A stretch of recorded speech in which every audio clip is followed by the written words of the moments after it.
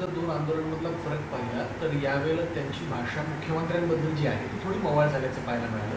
मागच्या वेळेला सातत्यानं मुख्यमंत्र्यांवर टीका केली जात होती, परंतु यावेळेला मुख्यमंत्र्यांना आम्ही काही शत्रू मानत नाही, वैरी मानत नाही, त्यांनी आरक्षण द्यावं अशा प्रकारची भूमिका घेतली जाते. नाही, मला तेच त्यांना मी नेहमी सांगत आलेलो आहे की मराठा आरक्षण जर कोणी दिलं असेल तर ते मान्य देवेंद्रजींनी दिलेलं आहे.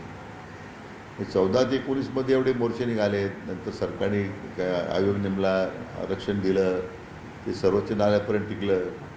दुर्दैवानं मधल्या 2.5 वर्षाच्या महाविकास आघाडी सरकारच्या काळामध्ये गांभीर्य नसणारं सरकार होतं, त्यांनी ते आरक्षण घालवलं. परंतु आरक्षण देण्याची भूमिका मान्य फडणवीस साहेबांनीच केली होती. म्हणजे मला वाटतं की आजही सुद्धा जे काही पुन्हा एक आयोग गठीत करून पुन्हा त्याचा सॅम्पल सर्वे करण्याबद्दलची कार्यवाही होईल, परंतु आता जेवढ्या जे काही सवलती अन्य समाजाला मिळतात त्या सगळ्या सवलती आपण लागू केलेल्याच आहे.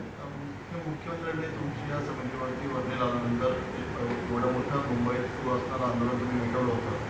आता देखील तुमच्याकडे मोठी जबाबदारी आहे, त्याचा आमरण उपोषणाला बसत आहे. हे देखील तुम्ही जबाबदारी पार पडणार आहात का, त्यांचं उपोषण मागे घेणार? असं की आता त्यांच्याशी चर्चा केल्याशिवाय तर काही भाष्य करणं चुकीचं आहे. पण मी म्हटल्याप्रमाणे आमची भूमिका सरकारची एकदा त्यांच्यासमोर मांडली तर मला खात्री आहे की ते त्याच्याबद्दल ते समाधानी राहतील. आणि उपोषणा काही त्याचा मार्ग नाही आहे. त्यांच्या मुंबईच्या आंदोलनानंतर खरं समाजाच्या बद्दल त्यांच्याप्रती असणाऱ्या भावना त्यांनी केलेलं मोठ्या त्याचं नेतृत्व करतायत, त्याचा मी नेहमीच आदर करत आलेलो आहे उपसमितीचा अध्यक्ष म्हणून. मला वाटतं की आमची भूमिका मान्य करते. जे गुन्हे दाखल झालेले आहेत, गुन्हे दाखल जे झालेले आहेत त्यावरचा सुद्धा त्यांनी मुद्दा उपस्थित केलेला आहे. अनेक मराठा बांधव जे आहेत त्यांना सरकारी अधिकारी म्हणून बनायचं नाही आहे का, कारण असे गुन्हे जे असे मागे घेतले पाहिजेत अशीही मागणी त्याची. नाही, मी त्यांना माझंही सांगणं येतं, साधारण 950 गुन्हे होते दाखल झाले, 961 काहीतरी. आता फक्त काहीतरी 64 गुन्हे फक्त मागे घ्यायचे राहिलेले आहेत, बाकी सगळे घेतील. आता गंभीर स्वरूपाचे गुन्हे तुम्ही लोकांच्या घरात गेलात, घरात पेटवण्याचा प्रयत्न केला, बरं त्यांची भूमिका आहे की त्यात थोडेसे ते कलम मवाळ करावे. आता तो काय अधिकार आम्ही त्याच्यावर मी विभागाला तपासून घ्यायला सांगितलं आहे, काय आपल्याला मदत करता येईल. पण मला वाटतं जवळजवळ 95% गुन्हे मागे घेण्यात आलेले. तुम्ही आंदोलन तुम्ही जरांगेला भेटायला झालेला आहात, तुम्ही मुख्यमंत्र्यांनी या संदर्भात काही वृत्ती दिली आहे आणि मुख्यमंत्र्यांनी या संदर्भात काही भूमिका मांडली आहे? चर्चा झाली? नाही, आमची म्हणजे 2 दिवसापूर्वी आमची चर्चा झालेली आहे मुख्यमंत्री महोदयाबरोबर. काही म्हणजे आंदोलनाच्या बाबतीत मागण्या काय आहेत, काही नाही. आता मी जे बोलतो सरकारची भूमिका आहे, शेवटी राज्याचे प्रमुख म्हणून त्यांचं मार्गदर्शन आपण घेतच राहतो. साहेब, एक शेवटचा राजकीय प्रश्न असा आहे की राष्ट्रवादीमधली घुसघुस वाढतानाच पाहायला मिळते. थेट आता पार्थ पवार आणि छगन भुजबळांना त्यांच्या विभागातले टेंडर कसे द्यायचे. पार्थ पवार विरुद्ध राष्ट्रवादीतले दिग्गज नेते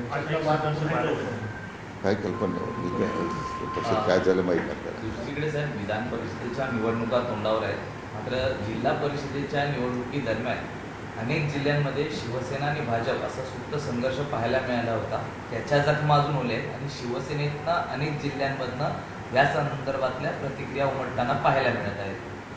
नाही, आता मला वाटतं राज्य पातळीवर समन्वय समिती स्थापन झालेली आहे. आता याच्यामध्ये जाग्यांचं वाटप वगैरे काय, मला वाटतं ह्या गोष्टी तर दैनंदिन राजकारणामध्ये होतच राहतात, फार त्याचं गांभीर्य घ्यायची आवश्यकता नाही. मात्र सातारा सांगलीमध्ये ज्या घटना घडल्या होत्या त्याच्या जखमा अजून ओल्या आहेत आणि त्या आपण म्हणतो आरक्षणाचा मुद्दा जरा महत्वाचा आहे. चांगलं घेतलं सगळ्यांनी, नाश्तावर मला माहिती तुम्ही म्हणजे जरांगे यांची भेट मंत्री राधाकृष्ण विखे पाटील घेणार आहेत आणि त्या भेटीपूर्वी राधाकृष्ण विखे पाटील बोलत होते. मराठा आरक्षणाच्या मुद्द्यावर मुख्यमंत्री आणि विखे पाटलांमध्ये चर्चा झाली असल्याचे कळतंय. तर जरांगेंना उपोषणाची गरज भासणार नाही असं विखे पाटील यांनी म्हटलेलं आहे. दुपारी किंवा संध्याकाळी जरांगे यांची भेट घेणार असल्याचं विखे पाटलांनी स्पष्ट केलंय.